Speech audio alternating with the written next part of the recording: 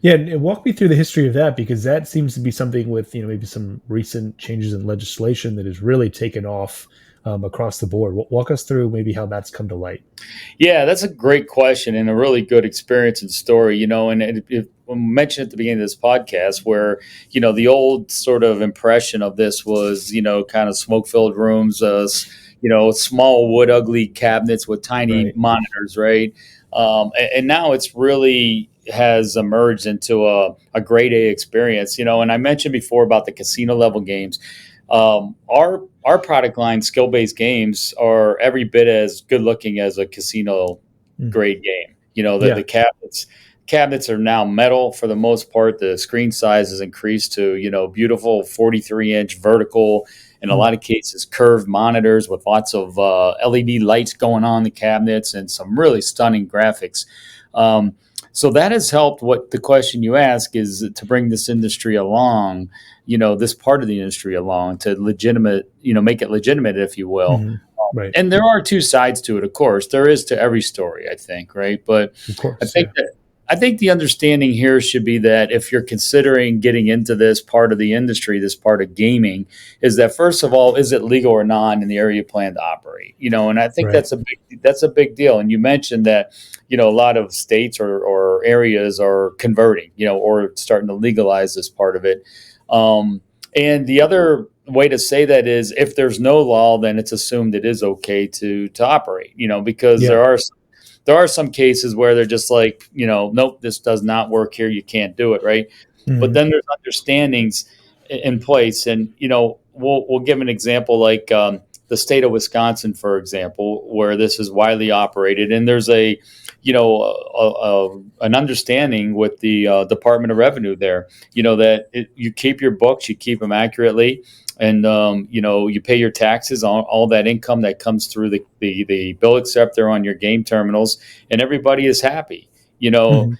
It's only the people that deliberately try to get around those sort of rules that end up ruining this part of the industry or ruining a good thing. Right. Now, is there like a listing or a central place where you can figure out where your state lies? Because every state's a little bit different. Like, if someone wants to know what the rules are for their state, where would they go for that? Yeah, it's really hard to track that down. It basically lives on kind of the state website, and you got to Mm. kind of dig into the fine print, if you will, because often I wish they made it easy for us. Like there was a Sure. tab that said, here gaming here, right? But it's often buried, in deep down in some other legislation that was tried to pass or is passed, right? Hmm. So it's difficult to find. And then just to kind of make it a little bit more complicated is that within a state, each town, city, village, whatever you want to call it, Mm. could also enact their own rules. Right. And I'll give you another example here in the state of Illinois, which is where I live and my company is located. Right. So here, the regulated gaming is legalized in the state of Illinois. Right. Regulated gaming is exactly what is in the state of Nevada and New Jersey and all those places, right? And Hmm. what that means is the state recognizes it, and there's a procedure and plan in place that puts all of these game terminals out on location, and all the revenue is split accordingly. And at the end of the day, for the state's purpose, they get their tax revenue from that income that goes through the bill acceptor, right? And that's why it's regulated. Hmm. Uh, but there's also some specific cities, if you will, or towns within the state that just don't want it, right? So they have enacted code through their own power that says not in our town, and that's Hmm. that's totally within their power, right? Sure. So that's an example of what I was talking about before. It's a little bit difficult to really find that magic button that says, yeah, I can operate these here in my in my bowling center in this case. Hmm. Where do you guys currently do most of your business? Which states do you do a lot of your work in? Yeah, that's a really good question too. So, your home state of Pennsylvania, for example, Hmm. is a big state for this business. Wisconsin, previously mentioned, right? Hmm. You got some North Carolina business, Virginia, Florida, you know, and Georgia, and also all these places have some pretty brisk business in this area. Hmm. Okay. And then, so you're saying you got to basically look it up on the state and the local level to know whether or not that you can even have the games. Yeah, well, that's a start. Like I said, it's not easy to find, you know. Hmm. So basically, and I can tell you how this works in a lot of cases, and that's what I think is really cool about this segment of the industry. So I want to back up a bit and talk about that because why I love this part of our industry so much is that the operators that buy and operate this equipment on location are very down to earth, easy to work with people, right? And Hmm. Yeah. so they're just out there, busting butt, trying to make a living, and trying to keep their games running, right? So a lot of times, what will happen is that a location who's not currently operating games will be in another location and see it, and they'll start to Right. wonder.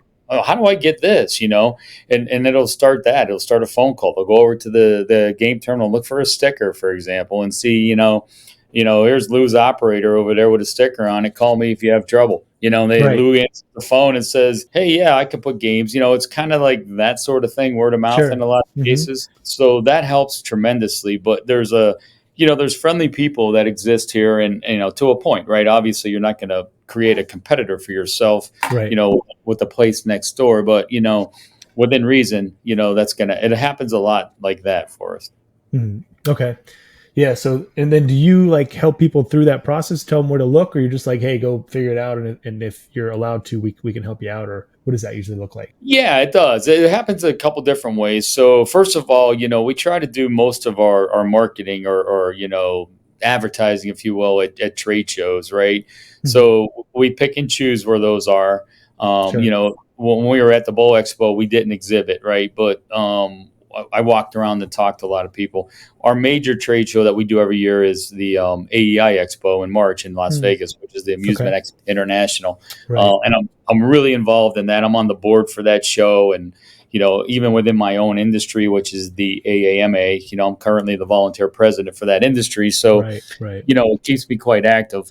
But that's one place we can put our goods on display.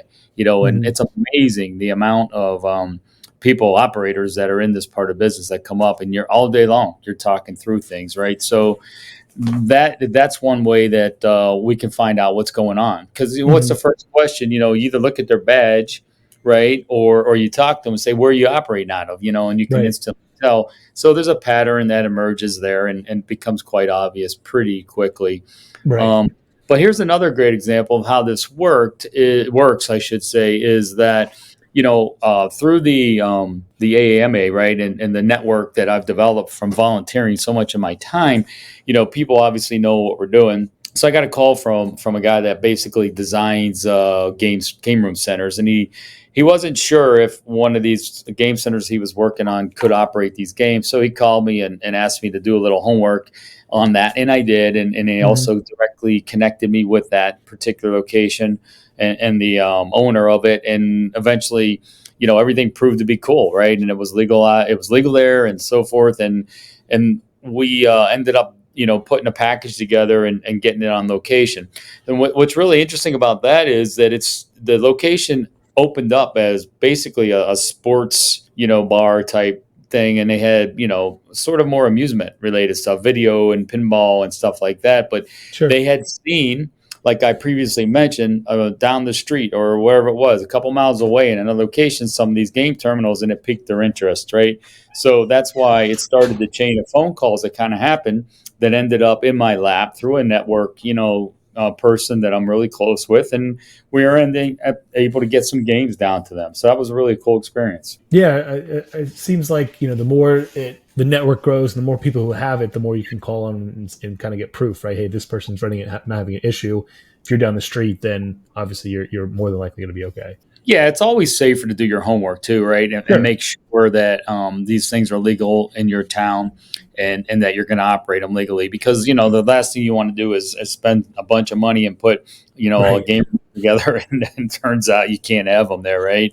Right. So that's a big part of it, obviously. And then it's just got to be handled like you would any other income to your business, where you're reporting earnings and paying your taxes on it. So Right. Yeah, and I guess that's probably a whole other plot of research is how it gets taxed as well, whether it's yeah, lottery or everybody's probably a little different. right. Hey, did you like this video? Great. We make 10 of them a week. Subscribe to learn more and keep learning about what's working in the industry. Talk to you then.